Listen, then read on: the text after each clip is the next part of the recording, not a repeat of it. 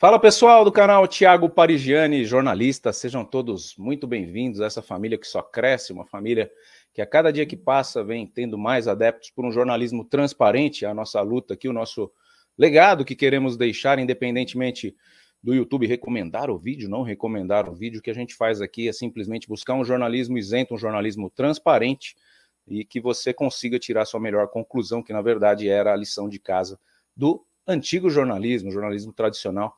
E nada melhor para isso do que trazer um grande amigo, né, um colega de profissão que a gente conviveu nos mesmos corredores de uma emissora. Com certeza esse papo vai rolar aqui, a gente estava conversando em off, é sempre muito bom relembrar o nosso passado. Eu tenho muito orgulho de toda a minha carreira jornalística, desde a Editora Abril até a AltV, passando por Editora Europa, Editora Conrad, sempre com muitos amigos, muitas boas histórias.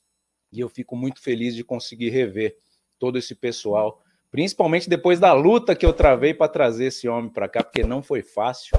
E você que está aí acompanhando o caso Adélio Bispo, a gente vai estar hoje aqui perto de simplesmente o jornalista que mais chegou próximo desse caso. Eu brinco aqui que essa pauta seria uma pauta para cair na mão do Roberto Cabrini, né? E nem o Roberto Cabrini chegou tão perto, né? A gente fez aí contato com a produção do Cabrini. É uma pauta que ele sonha muito em fazer, foi barrado já, tem uma história longa, o Joaquim deve saber, mas hoje quem está aqui com a gente é o Joaquim de Carvalho, grande jornalista com uma história longa e vasta, está aqui presente comigo na tela. Seja sempre muito bem-vindo, Joaquim, que seja o primeiro de muitos bate-papos que a gente vai ter aqui hoje, meu querido. Muito bom ter você aqui, viu? Tiago, uma alegria estar aqui. Você sabe que nós estamos numa correria, hoje eu já me transferi, eu estava em São Paulo, agora estamos aqui abrindo um escritório em Brasília, então realmente a gente está... A intensidade de trabalho é muito grande, por isso é que nós não fizemos essa live antes, mas eu quero dizer que é uma alegria muito grande estar aqui, porque nós somos, e isso para mim é uma marca, nós somos pioneiros na TV da internet. Muito antes do YouTube bombar, nós estávamos juntos na AltV, ali não tinha muita audiência, mas as pessoas estavam entrando, estavam vendo que era possível quebrar, furar aquela bolha, ou quebrar o monopólio, se quiser dizer, da Globo, SBT, Rede TV, Bandeirantes, e você, então, fazer uma TV com pessoas talentosas, experientes, muitas, e mostrar que o mais importante nesta nossa época da internet é o conteúdo, é aquilo que você tem para mostrar, aquilo que você tem para dizer. Esse é o mais importante. Os meios ficaram facilitados. Os meios hoje é mais fácil você estar aqui se comunicando com milhares, milhões de pessoas. Não era assim. E nós fomos pioneiros nisso. Então, é uma alegria estar aqui com aquele que, vamos dizer assim, eu comparo a vida como se fosse uma trincheira. A gente está numa luta diária, entendeu? Sempre aí no caso do jornalismo, buscando aí a verdade factual, é uma trincheira. E nessa trincheira você tem vários combatentes. E aí você é um combatente, entendeu? Está ali na trincheira buscando a verdade factual, explicando, tentando explicar um pouco essa complexidade, né? Tentando trazer de maneira simples ou traduzir com simplicidade tudo o que acontece hoje na nossa sociedade. São muitos assuntos que precisam ser explicados. Um deles é justamente esse tema que você traz, que é o caso do Adélio Bispo de Oliveira, e que nós cobrimos, de fato, com intensidade. Eu posso contar depois como é que eu resisti a entrar nessa história, mas depois que eu entrei, eu vi que é uma história mal contada, contamos algumas coisas, mas temos mais coisas para contar. Sei que você também tem fonte nessa área, busca essa verdade factual, e estamos aqui para trocar ideia hoje, trocar informação e trocar ideia. Então, conte comigo para esta live, e muito obrigado pelo convite mais uma vez. Muito bom. Eu que agradeço, de verdade, é uma honra muito grande para mim, que estava conversando com o Joaquim nos bastidores, era um foca na AltV, né? Para quem não sabe o que é um foca, é aquele jornalista que está ali engatinhando. Eu tinha já uma casquinha, vinha ali da Editora Abril, mas para televisão era a minha primeira experiência, e sempre foi o meu sonho fazer televisão. Na verdade, acabei caindo na Editora Abril, porque gostaram das minhas redações. O professor Edson Rossi me chamou e falou, vem para cá escrever. Eu falei, putz, escrever, cara? Eu estou estudando para cobrir uma Copa do Mundo, uma Olimpíada, eu quero ir para a televisão, ficar famoso. Com 17 anos, o jornalista pensa dessa forma. E aí acabei caindo no texto, me apaixonei também, de certa forma, e quando eu chego lá na UTV, vejo o Joaquim, vejo o Caio Camargo, vejo Amanda Klein, vejo Alberto Luchetti, né, ex-diretor do Faustão, cara, a perna tremia quando chegava perto desse povo, assim, que o jornalista esportivo, o jornalista de entretenimento, quando chegava perto do jornalista político, ele tremia, porque ele não tinha base nenhuma, não sabia de nada, não era um país polarizado como é hoje. E a gente vai falar muito do caso Adélio, mas eu queria, na verdade, inverter a minha pauta. Eu ia deixar essa pergunta aqui para o final, mas eu acho importante o Joaquim trazer para a gente esse novo cenário da imprensa. O que aconteceu, Joaquim? A gente tinha um país até 2013, né, que acatava, que estava tudo bem, a esquerda estava dominante no poder, ninguém questionava muito, vinha um Aécio Neves, mas ninguém via como resistência. E, de repente, aparece uma questão de passagem de ônibus que desencadeia uma manifestação de rua, né, e o pessoal acaba querendo justiça e começa a puxar fios e mais fios, aparece uma lava-jato, aparece um impeachment da Dilma e uma eleição do Bolsonaro, e o mundo explode numa polarização absurda, e aí criam-se imprensas paralelas, ao meu ver. Hoje em dia existe muito mimimi, né? O inscrito num canal que é um posicionado mais à direita, quando começa a falar em favor da esquerda, ele sai, e a mesma coisa acontece do outro lado. Eu queria que você me explicasse esse fenômeno de divisão da imprensa, porque antigamente a pessoa queria saber a verdade dos fatos, ela ligava ali no Jornal Nacional, confiava no que o Bonner e o Cid Moreira estavam falando e ia dormir em paz. Hoje em dia não é mais assim. O que você acha que aconteceu nesse jornalismo nichado e até que ponto a credibilidade do jornalismo hoje fica abalada por conta da indústria do clique? Eu acho que tem a ver, justamente, com nós falamos aqui no início, com o acesso das pessoas à internet. Isso tornou todos nós produtores de conteúdos, todas as pessoas. Então, o mundo ele era mais, vamos dizer assim, as coisas eram mais fáceis de serem identificadas, como você falou muito bem. Você via o Jornal Nacional e você estava informado. As coisas importantes estavam ali e você podia dormir em paz porque você estava informado de alguma maneira. E é claro que esse tipo de comunicação, esse modelo, né, de comunicação, ele produzia distorções, claro. Tinha um monopólio absurdo. Posso dar aqui o exemplo, por exemplo, né? Eu posso dar o exemplo da eleição de 89, que houve manipulação e a Globo editou um debate de maneira desonesta e influiu o resultado eleitoral naquela ocasião. E aí eu tenho vários outros exemplos em que a Globo... Quem que foi o presidente da ocasião? 89 foi o candidato era o Collor e o Lula. Então, naquela ocasião, houve um debate em que o Collor se saiu melhor que o Lula, é fato. Mas a Globo fez um debate, uma edição do debate em que parecia que o Lula era um completo inepto, um cara completamente despreparado, e o Fernando Collor um estadista. Uma manipulação absurda. Poderia ter refletido ali a edição do debate, ou com a edição, poderia ter refletido até que o Collor se saiu melhor naquele segundo debate. Houve 2 debates, o primeiro o Lula saiu muito melhor, o Lula dobrou a votação dele depois desse primeiro debate, mas no segundo o Lula realmente não foi bem. Mas também não foi do jeito que a Globo mostrou.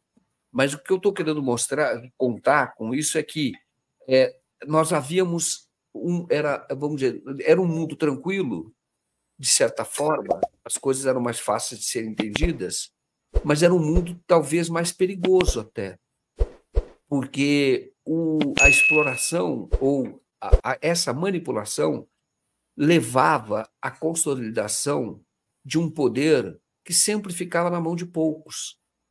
Então, era impossível você ter novos atores na política. Você pode ver que eram sempre... Os políticos eram aqueles políticos mais antigos, que eram bons. Mas quando você não tem adversário, é meio fácil ser bom, né? Porque o que você fala é a verdade absoluta, quase que absoluta. Aí, quando surge a internet, ela vai ganhando espaço, as pessoas vão se tornando produtores de conteúdo. E também há uma transformação legal, que, na minha opinião, Isso é negativo. Se você for ver, hoje, o fato de você ter essa explosão de blogs, ela decorre também de uma mudança até legislativa, ou mudança não é legislativa, judicial, nesse caso, o entendimento da Constituição. Foi quando o Supremo Tribunal Federal votou uma ação em que diz que qualquer um pode ser jornalista. Foi aí que começou a degringolar, né? Foi antes do YouTube.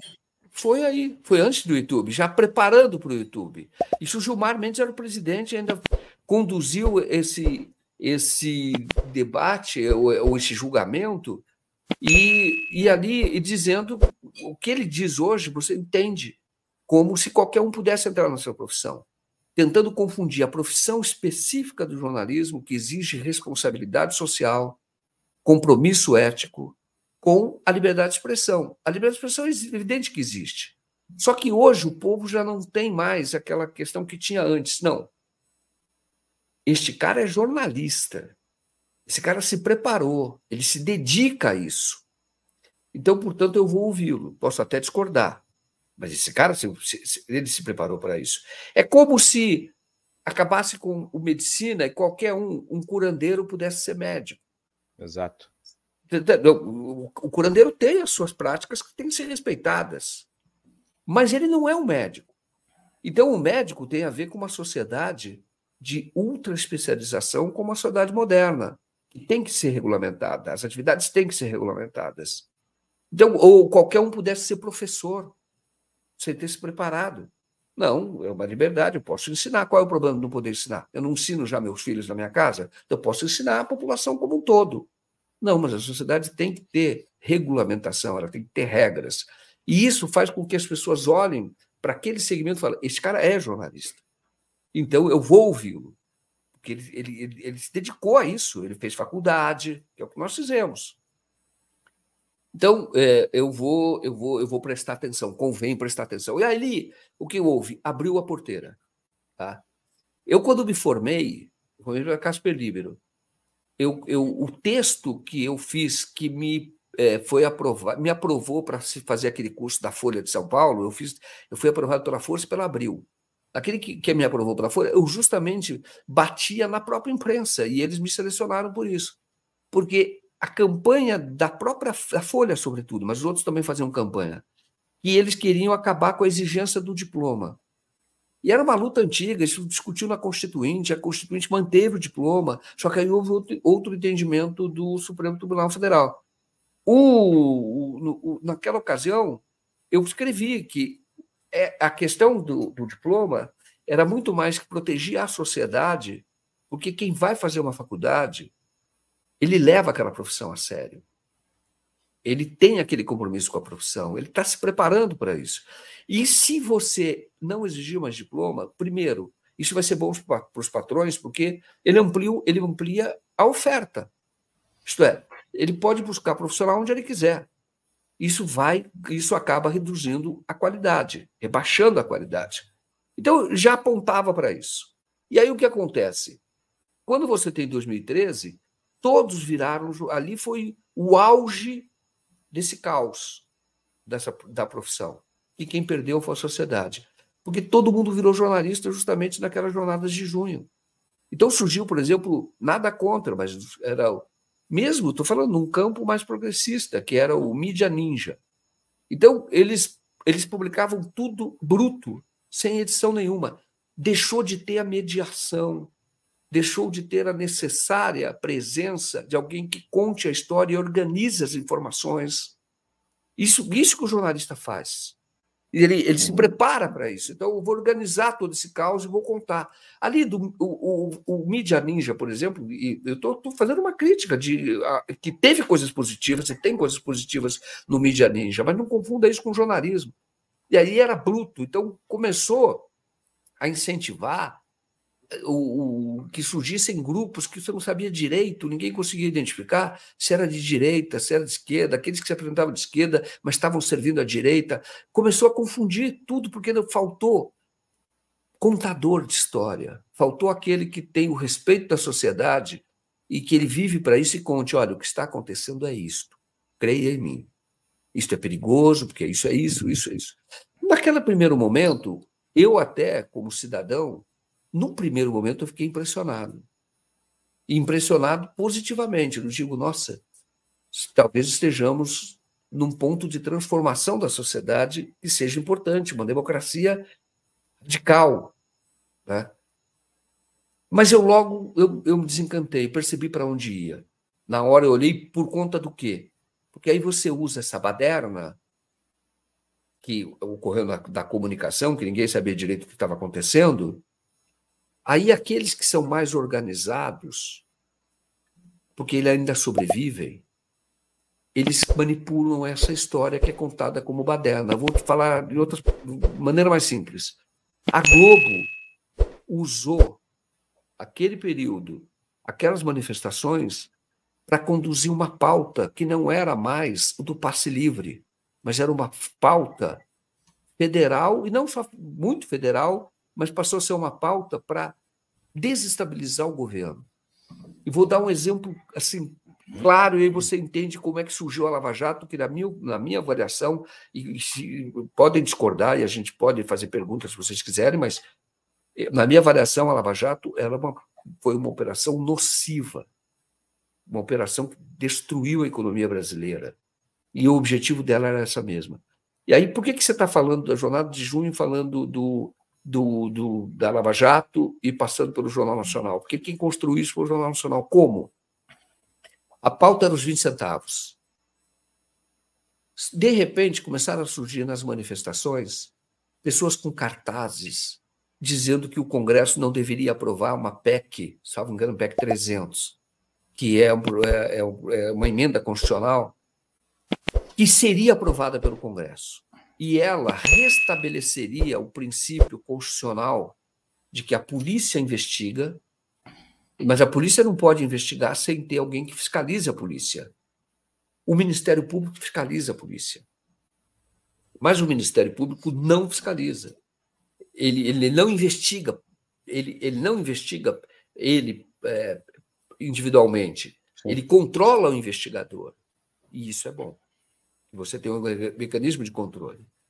Só que aí virou a pauta, temos que derrotar a PEC 300, que virou a PEC da impunidade. Eu não me lembro exatamente se é 300, mas era a PEC que virou chamada a PEC da impunidade. Estão querendo calar o Ministério Público, essa era a pauta. Virou essa pauta, porque, na verdade, querem proteger os corruptos. Então, a pauta de 20 centavos passou a ser uma pauta de fortalecimento do Ministério Público, como se o Ministério Público fosse o único instrumento ou um instrumento imprescindível para você combater a corrupção.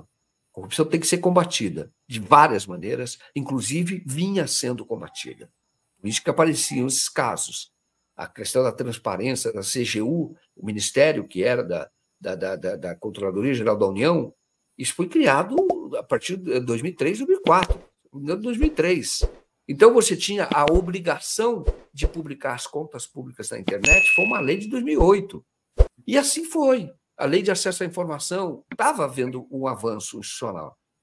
Porém, naquele momento, aquilo fortaleceu, deu os instrumentos para que a Lava Jato surgisse, para que os procuradores fizessem a própria investigação, tivesse ali a Polícia Federal como a serviço do Ministério Público, no caso de Curitiba, e por isso é que nós tivemos, então, uma desconstrução, eu diria, que interessa a alguns. Eu falei da própria Globo, que usou essa desconstrução para canalizar a pauta dela. E, na época, eu cheguei a fazer matéria sobre isso, tentou-se fazer também uma outra pauta que a Globo interditou o debate, mas tem um documentário meu no DCM, se vocês quiserem ver, que é a sonegação da Globo. Porque essa pauta surgiu também nessas jornadas, porque também ali grupos de esquerda colocaram essa pauta, que, olha, a Globo sonegou impostos para ter a Copa do Mundo, sonegou de maneira milionária para ter a Copa do Mundo, transmitir a Copa do Mundo 2002 e 2006. Então, ali, mas essa pauta não vingou, por quê? Porque, apesar dessa bagunça que existe, bagunça que eu quero dizer para você é o seguinte: está difícil entender onde é que eu devo buscar a informação. Eu sei onde buscar, mas o povo tem que ser ensinado a isso. Mas, de qualquer forma, ainda tem esses veículos que influenciam bastante e acabam usando a confusão na opinião pública para canalizar a sua pauta.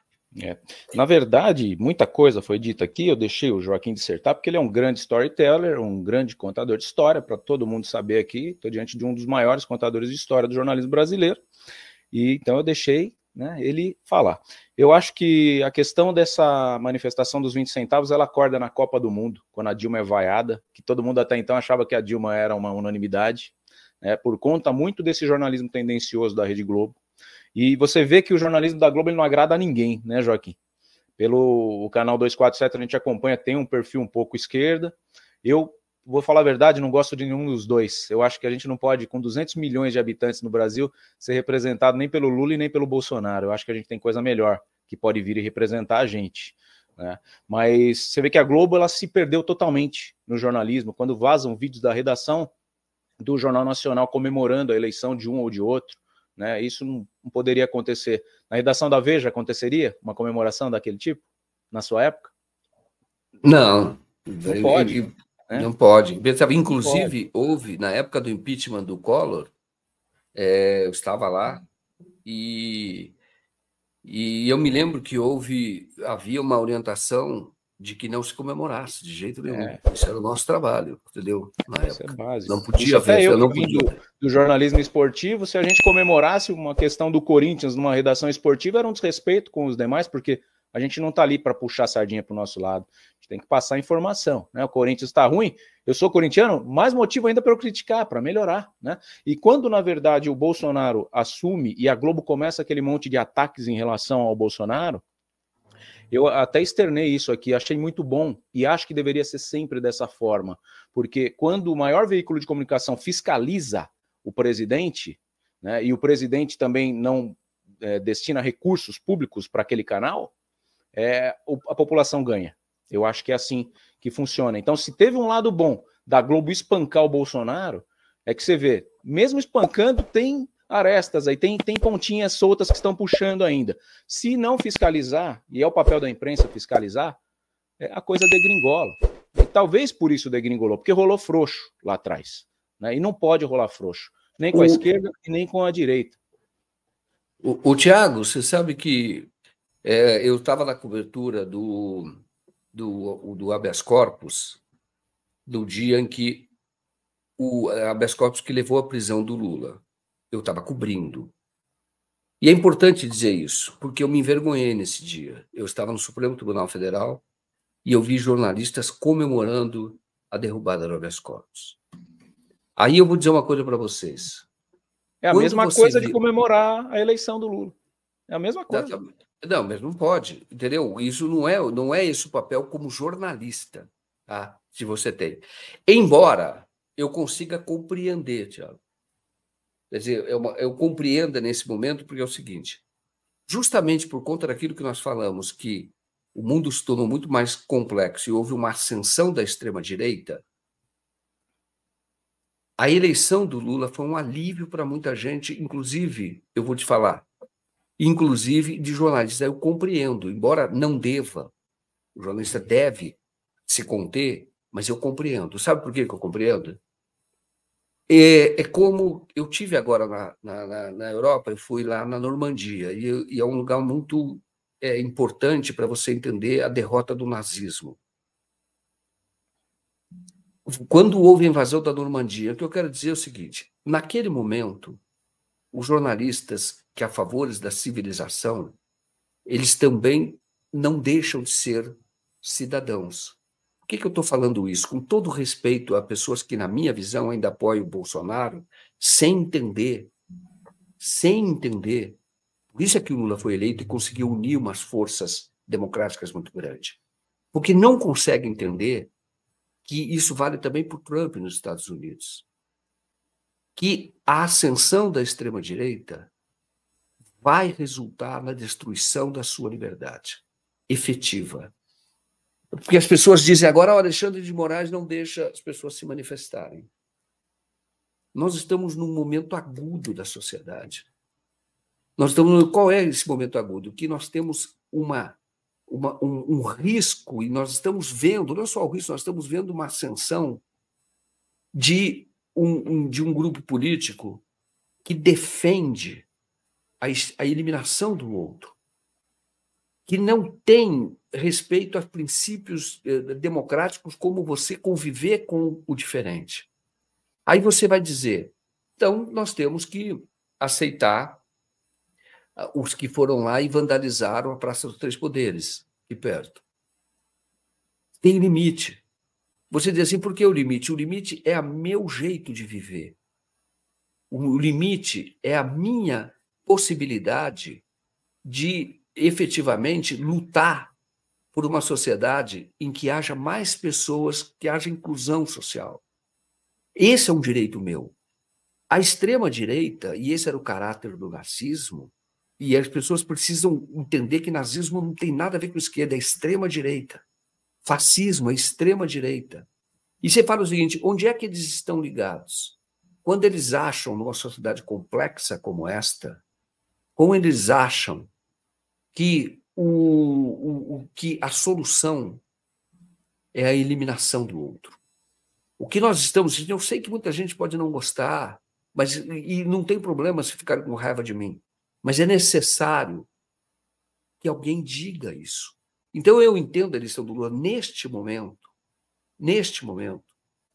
eu entendi a comemoração, embora não tenha, eu pessoalmente não tenha comemorado, eu estava lá no comitê, mas eu entendi e estava com o sentimento cidadão de alívio, de como se um peso tivesse tirado das costas. E digo para vocês que eu falo isso não é por mim individualmente, porque eu sei o que representa a extrema-direita. A extrema-direita, hoje, a base social dela, ela é uma base, com todo respeito, eu sou cristão, mas a base social dela é uma base do evangélico que é defensor de uma espécie de teocracia. E eu sou cristão, e conheço o meio evangélico.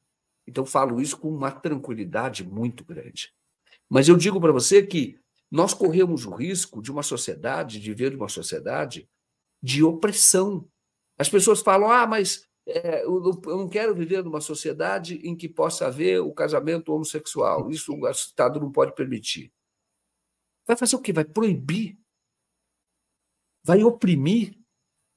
Ninguém é obrigado a aceitar casamento homossexual, nem ir a casamento homossexual. Ninguém é obrigado, não pode ficar tranquilo, você não precisa mandar presente, não precisa dar dinheiro, não precisa fazer nada. Agora, você tem que entender que eu prefiro viver numa sociedade em que as pessoas possam seguir essa orientação, tem muito mais leveza, tem muito mais, é muito mais gostoso do que uma sociedade em que as pessoas fiquem ditando regras. Você tem que se comportar assim, você tem que comportar assim, você tem que comportar assim. Então, quando eu falo para você que a base social da extrema-direita é uma teocracia de caráter evangélico, judaico-evangélico, infelizmente, sionista, não judeus, um monte de amigo judeu, não é isso. É quando eu falo é porque nós caminhamos por uma...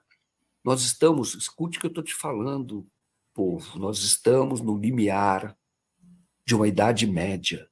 A Idade Média durou 1000 anos. Antes da Idade Média, as pessoas já sabiam que a Terra era esférica. Na Idade Média, quem dissesse isso ia para a fogueira, que a Terra era plana, porque nós éramos um centro, isso era mentira, porque isso é afirmação de poder, isso é empoderamento da ignorância, porque é o poder que se afirma. Então, por isso é que eu entendo que foi um alívio para as pessoas, não pelo Lula em si, mas porque não tinha outro que consiga catalisar essas forças democráticas. E por isso é que você tem muito empresário que apoiou, por isso que você teve até banco que apoiou, porque falou o seguinte, não interessa uma sociedade de exclusão como uma sociedade que a extrema-direita prega.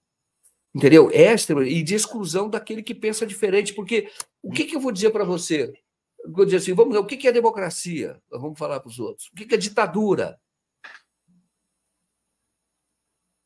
Você vai dizer o seguinte, quem é o ditador, ele vai dizer que é democrata. Sempre ele vai dizer que é democrata. Não, porque eu defendo a democracia. Mas o que ele quer é a eliminação do outro. E isso é perigosíssimo. Perigosíssimo. E não falando para você, isso não é brincadeira. Por isso que eu falei, na Segunda Guerra Mundial, quando teve a invasão da Normandia, quando houve uma união dos liberais, representados pelo Churchill, pelo Roosevelt, com, na época, o Stalin, que era comunista, eles fizeram uma união que falou que esse tipo de sociedade vai destruir a todos nós. Entendeu? Vai destruir a todos nós, em que haja um pensamento único. Destrói a própria vida. Então, eu falo para você, então, nesse momento, é um momento agudo, não é brincadeira, não é mais aquilo que nós estamos falando de Palmeiras e Corinthians. Nós estamos falando de vida e morte. Nós estamos falando de luz e treva. Nós estamos falando de democracia e ditadura.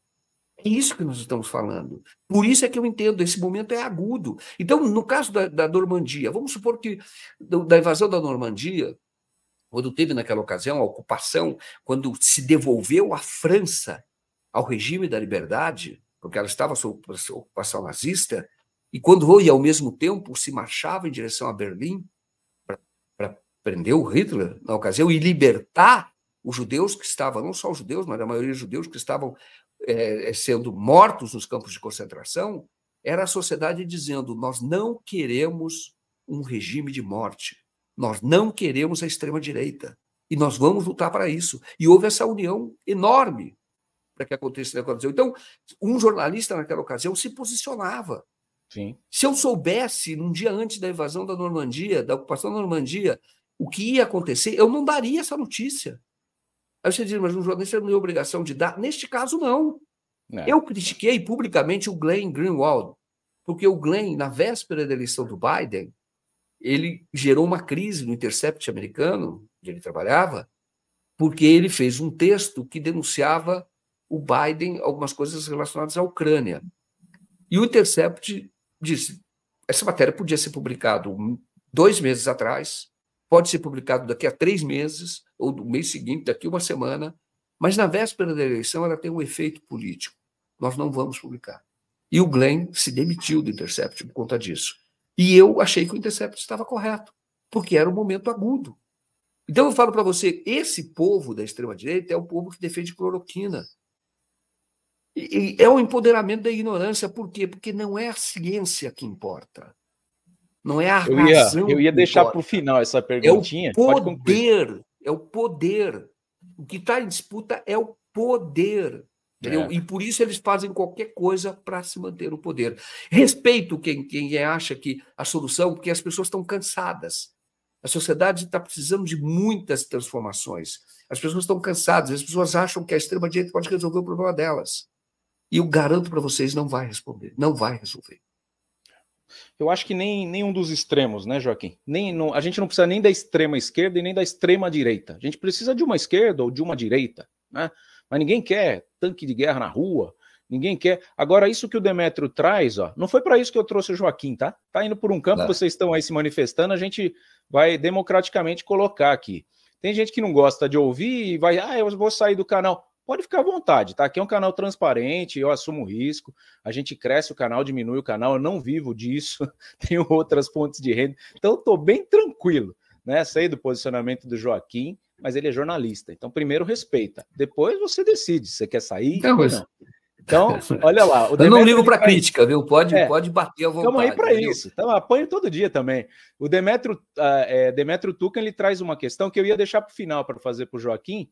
Eu vou pedir para o Joaquim brevemente só explicar. Também é um ponto de vista que eu tenho.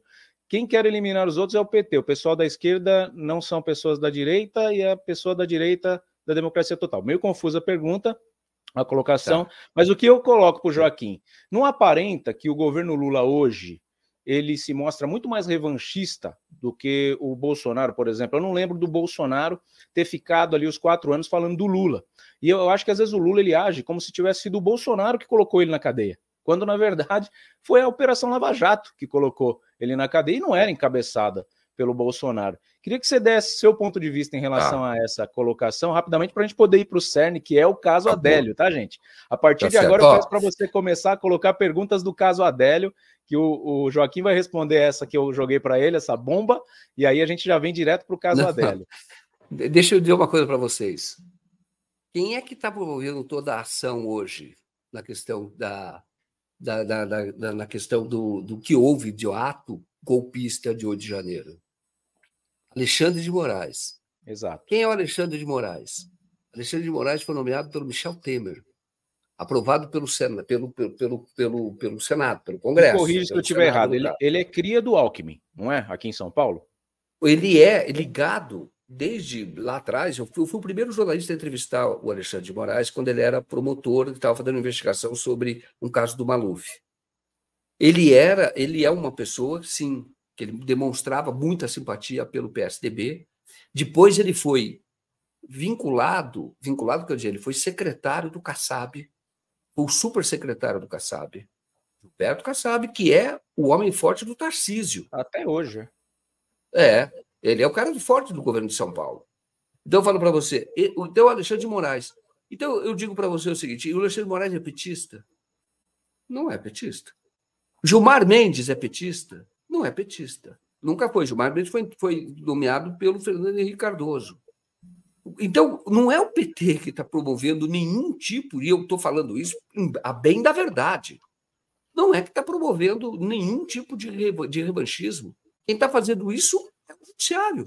Mesmo em relação à Lava Jato, eu participei do Café da Manhã como jornalista, entrevistei o Lula, perguntei a ele como é que ele tinha visto os julgamentos do Moro hoje sobre o Moro. Ele falou: eu não posso comentar como presidente, porque quem está fazendo isso é o judiciário.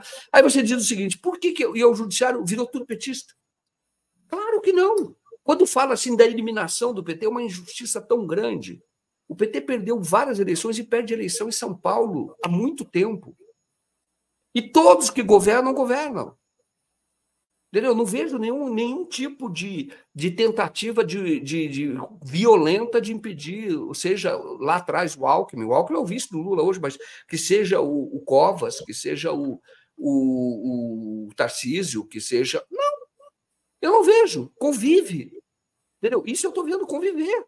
Não vejo nenhuma pauta-bomba para inviabilizar o governo de São Paulo.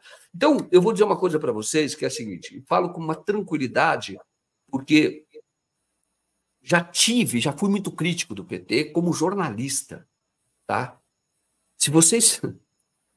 Eu vou dizer aqui para vocês, se vocês forem pesquisar, se vocês entrarem no judiciário e pesquisar, o Lula já me processou.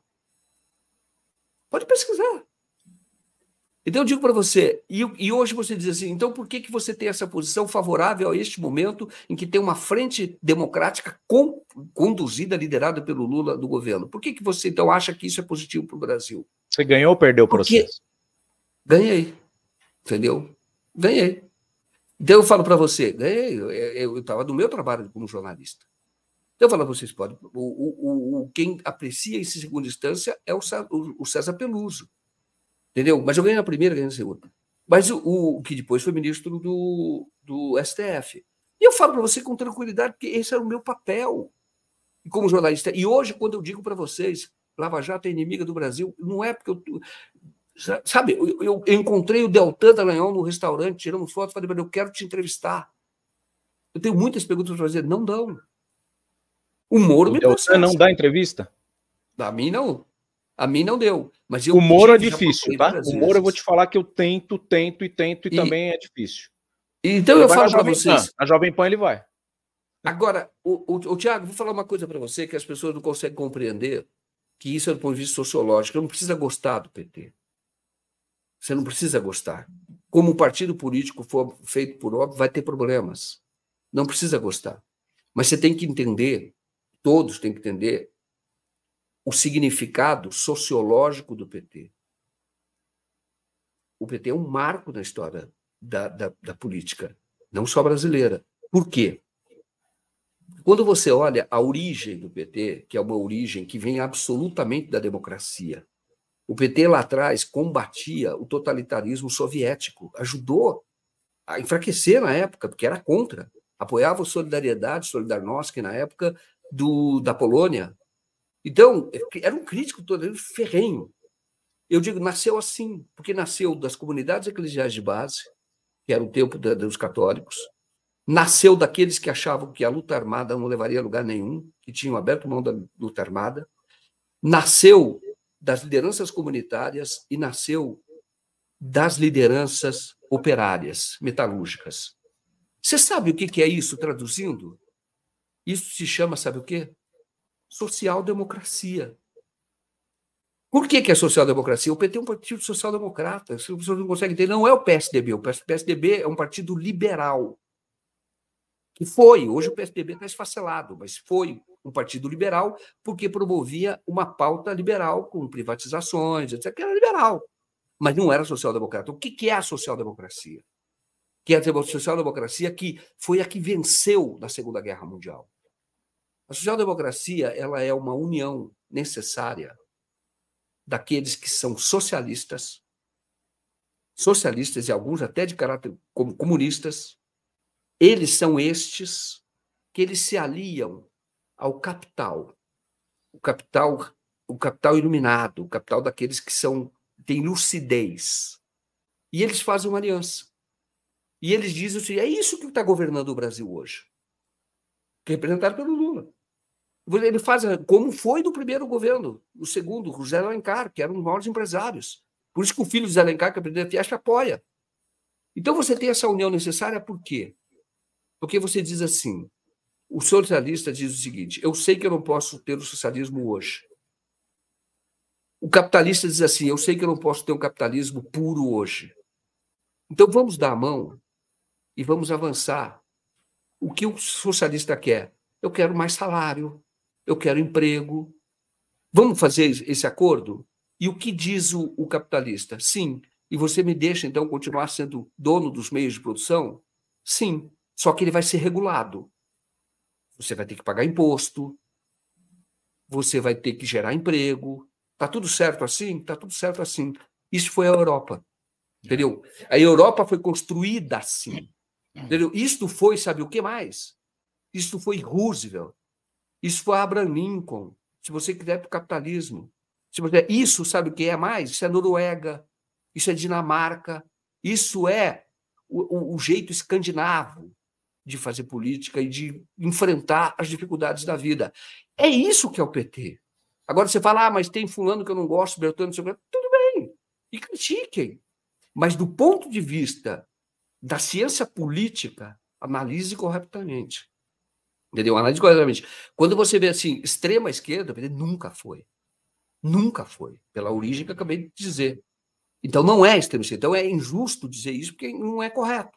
Tanto não é correto que o Lula consegue liderar uma frente democrática com apoio enorme da sociedade, justamente porque não é extrema. Entendeu? E não é mesmo. Então, não é correto fazer essa comparação. Estou falando isso a bem da verdade e numa boa e dizendo assim, podem me criticar, não tem problema nenhum. Mas eu vou continuar dizendo para vocês, o bolsonarismo, com todo respeito àqueles que ainda não entenderam isso, é a antessala do inferno, porque é a Idade Média voltando. A Idade Média voltando. Idade Média durou 1000 anos. As pessoas não tinham livro. Os livros eram concentrados entre os monges, só eles tinham todo o que tinha na ocasião de pergaminhos da obra de Aristóteles, Platão, todos os grandes pensadores da antiguidade clássica, da Grécia, todo esse material, esse acervo ficava concentrado na mão da igreja. O povo era absolutamente ignorante. E por isso é que não tinha ascensão social. Você sabia que você não tinha, vivesse na Idade Média, você não tinha sobrenome. Só tinha sobrenome nobre. Você era o Zé, filho do fulano. Entendeu? Todos eram assim. Sabe por quê? Porque você não tinha propriedade. Porque tudo era concentrado na mão de poucos. E você tinha o direito de explorar a terra porque você era um vassalo. E você tinha que pagar impostos, tributos, daquilo que você produzia, porque o nobre tinha exército e protegia você da invasão de outros, do interesse dele. E aí as pessoas não tinham ascensão social. As pessoas só vão ter sobrenome a partir muito da ampliação de uma regra criada, que é o Código Civil, que foi criado por Napoleão Bonaparte. Isso foi anteontem. O Napoleão Bonaparte, quando ele fez a Revolução, que é uma revolução burguesa no mundo inteiro, ele espalhou conceitos de uma certa modernidade, que era o Código Civil, que é o seguinte, todos podem ter propriedade, liberdade, igualdade, fraternidade. Isso é social-democracia pura. Sim. Todos podem ter problema. Mas o Napoleão também foi imperador, etc. O ser humano é falho. Mas veja o resultado do que ele fez. Então, eu falo o seguinte, então, o Código Civil, você passou a ter sobrenome, sabe por quê?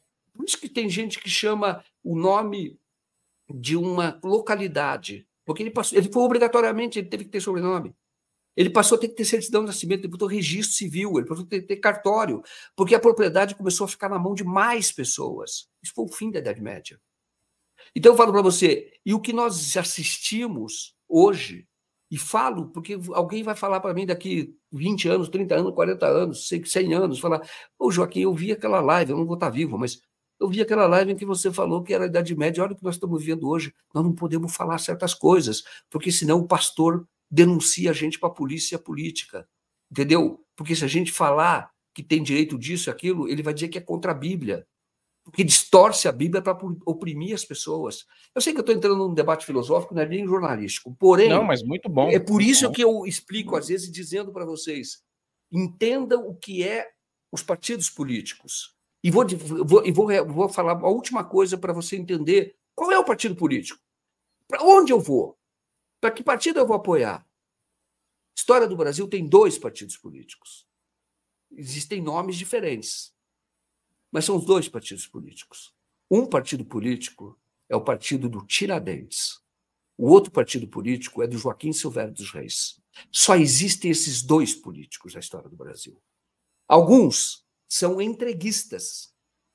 Estes que são do Joaquim Silvério dos Reis fazem o jogo do poder mundial.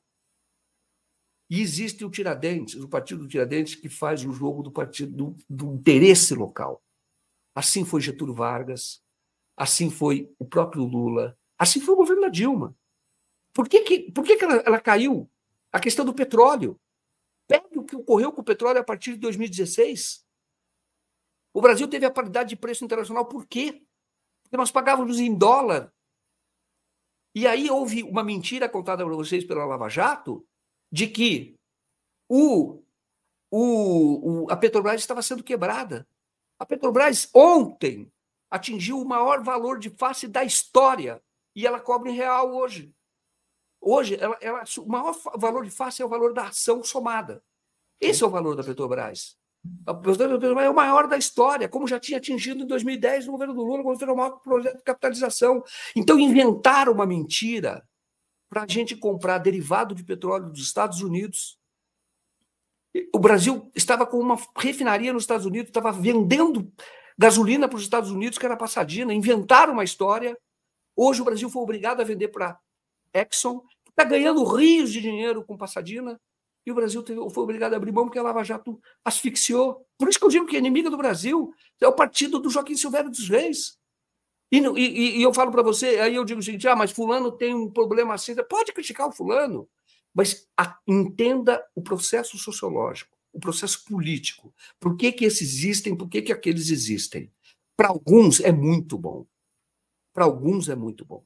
Só que é minoria e é um país pequeno. Veja os exemplos dos países que estão crescendo. Índia, Rússia, China. Vai para a Ásia e você vai ver o que eles estão fazendo. E o Brasil é desse time. O Brasil é grande. O Brasil é fantástico.